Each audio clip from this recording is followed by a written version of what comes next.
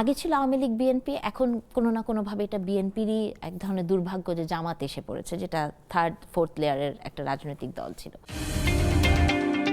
লেখায় বলেছেন তিনি কেন আসলে পদত্যাগ করতে চেয়েও পদত্যাগ করেন নাই, বা পদত্যাগ করতে চেয়েছিলেন তিনি।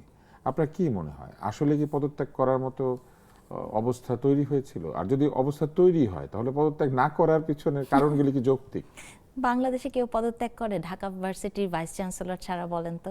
এবং সেটাও সে খুব বুদ্ধিমানের মতো কাজ করেছে, কিন্তু বাংলাদেশে তো ওই সংস্কৃতিটাই নাই পদত্যাগ করার। মানে আমার না কথা করেছে হচ্ছে, দুদকের চেয়ারম্যান এবং ওটা তো এখন আপনি দেখছেন, কিন্তু এইটা তো খুব মানে যে ঢাকা নাকি ভার্সিটির ভিসিও তো ভোটের পরেই পদত্যাগ করেছে, না আগেই করেছিল, ভোটের রাতেই বলেছিল করব, মানে সদিচ্ছা জ্ঞাপন করেছেন। কিন্তু এই যারা উপদেষ্টা, যারা আজকে এত ক্রিটিসাইজ করছেন, কিচেন ক্যাবিনেট কথা বলছেন, এই কিচেনে যখন রান্না হয়েছে ওনারা কিন্তু তখন ওইখানেই ছিলেন, তখন আর পদত্যাগের কথা ওনাদের মনে হয় না। তো আমি মনে করি যে এটা তো সবে শুরু, অনেক কিছুই সামনে আসবে, অনেক কিছুই আমরা শুনবো, অনেক কিছুই আমরা জানবো, এটা তো মাত্র শুরু হয়েছে।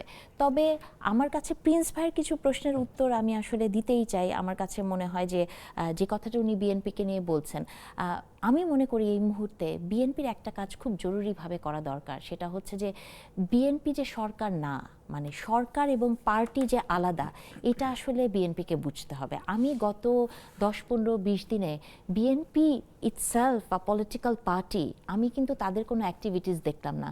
বিএনপি কেমন করে যেন সরকারের সাথে ব্লেন্ড হয়ে গেছে। এটাই তো একটা সমস্যা বাংলাদেশের সরকারি দলগুলোর হয়। সরকারি দলগুলো মানে তাদের যে নিজস্ব রাজনৈতিক মতাদর্শ আছে, রাজনৈতিক দলের লোকজন আছে, তারা সবাই নিজেকেই একটা সরকার ভাবা শুরু করে। এটা কিন্তু একটা ক্রাইসিস। দল তো সরকারের সব কাজে সমর্থন দেয়, দল তো কখনো সরকারকে সমালোচনা করে না। যে এটাই কিন্তু হওয়া উচিত। আমি না একটা স্বপ্ন দেখতে চাই তুষার ভাই, যে আপনি দেখেছেন জনাব তারেক রহমানকে নিয়ে অনেক মানে বিদ্রুপাত্মক কার্টুন আঁকা হয়েছে, যেটা উনি নিজে শেয়ার দিয়েছেন, এবং উনি কিন্তু এটাকে এনকারেজ করেছেন, ডিসকারেজ করেন নাই বা কিছু হয়নি। এবং বিএনপির সময়, বেগম খালেদা জিয়ার সময়ও কিন্তু এমন কোনো ঘটনা ঘটে নাই যে খুব ক্রিটিসাইজ করার জন্য আপনাকে অনেক কিছু সাফার করতে হয়েছে, যেটা গত 17 বছর একটা কালচার হয়ে গেছে। আমি মনে করি যে উনাকে এটা বজায় রাখতে হবে, মানে পজিটিভ ক্রিটিসিজম আপনাকে নিতে হবে। ক্রিটিসিজম যেটাই হোক না কেন, মানুষকে কথা বলতে দিতে হবে, এবং সেটা গ্রহণ করার মানসিকতা যদি এই সরকারের থাকে, আমি বিশ্বাস করি এই সরকার অনেক দূর যেতে পারবে। যেমন প্রিন্স ভাই যে কথাগুলো বলছেন, এগুলো তো আসলেই একটা প্রশ্ন, যে বিএনপি একটা সময় এই পররাষ্ট্র উপদেষ্টাকে নিয়ে অনেক কথা বলেছেন, কিন্তু সেই পররাষ্ট্র উপদেষ্টাকেই বিএনপি কন্টিনিউ করছে। তবে আমি এখানে একটা জিনিস মনে করি, আমার কাছে মনে হয় যে এই গত 1.5 বছরের সিচুয়েশন এবং এই সরকারটা, এটা তো একটা নর্মাল সরকার না, বা এই গত 1.5 বছর সিচুয়েশনটা নর্মাল সিচুয়েশন ছিল না। এটা এমন না যে 5 বছর ইলেকশনের পর আরেকটা সরকার এসছে, হ্যান্ড ওভার হয়েছে ক্ষমতা। তো এই মানে 1.5 বছরে নিশ্চয়ই এমন কোনো কিছু আছে ভেতরে, বা অনেক চুক্তি, যেমন কালকে আপনি দেখলেন যে আমেরিকা থেকে পররাষ্ট্র সেক্রেটারি উনি এসছেন, সেখানে একটা তাদের মিটিং হয়েছে, যে মিটিং থেকে বের হয়ে পররাষ্ট্র মন্ত্রী বলেছেন যে দুই দলই আসলে জানতো এই চুক্তিগুলোর কথা। তো আমার কাছে মনে হয় যেহেতু দুই দলই শুধু জানবে কেন, অন্য দলগুলি বা জানবে না কেন? তারা কি বাংলাদেশের দল না? বাংলাদেশের রাজনীতিতে তো এটাই হয়, যে মানে আগে ছিল আওয়ামী লীগ বিএনপি, এখন কোনো না কোনোভাবে এটা বিএনপিরই এক ধরনের দুর্ভাগ্য যে জামাত এসে পড়েছে, যেটা থার্ড ফোর্থ লেয়ারের একটা রাজনৈতিক দল ছিল।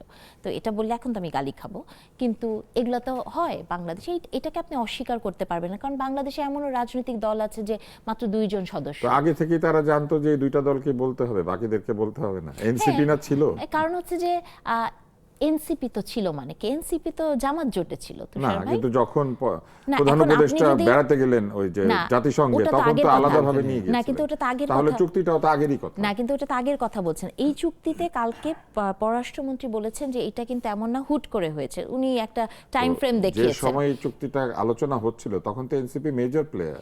হ্যাঁ, কিন্তু উনি কিন্তু বলেছেন যে ইলেকশনের আগে দুই দলই জানতো। তার মানে আমি ধরেই নিচ্ছি যে এই চুক্তি হওয়ার 1-2 দিন আগে, তো তখন তো এনসিপি তো ব্লেন্ডেড হয়ে গেছে জামাতের সাথে, তো একই জোট তারা। তো সেই জায়গা থেকে হয়তো জামাতকে মানে জোটকে জানানো মানেই তারা বুঝেছে যে এনসিপিকে জানিয়েছে, এটা হতে পারে, আমি জানি না, হয়তো এই মেকানিজম কাজ করেছে। এখন বাংলাদেশে তো আসলে এই বাস্তবতা মেনেই তো আপনাকে রাজনীতি করতে হবে, যে বাংলাদেশে সবসময় দুইটা দলই থাকে, খুব রেয়ার কেসে 3টা দল থাকে, কিন্তু সবসময় 2টা দলই থাকে। আমরা এনসিপি যখন মানে একটা দল শুরু করলো, আমরা আশা করেছিলাম এনসিপি একটা তৃতীয় শক্তি হিসেবে আসবে, কিন্তু সামহাও এনসিপিও তো হারিয়ে যাওয়ার মতোই অবস্থা হলো এনসিপির। আমি এখনো বিশ্বাস করি তাদের প্রতিষ্ঠা বার্ষিকী গেল, তারা আজকে আমাদের খুব সুন্দর ইফতার খাইয়েছেন। আমি দোয়া করি, আশা করি যে তারা আসলে আবার আগের মতো নতুন বন্দোবস্ত নিয়ে শক্ত সামর্থ্যভাবে ফেরত আসবে। আমরা তো এই আশাটা করতেই পারি তুষার ভাই।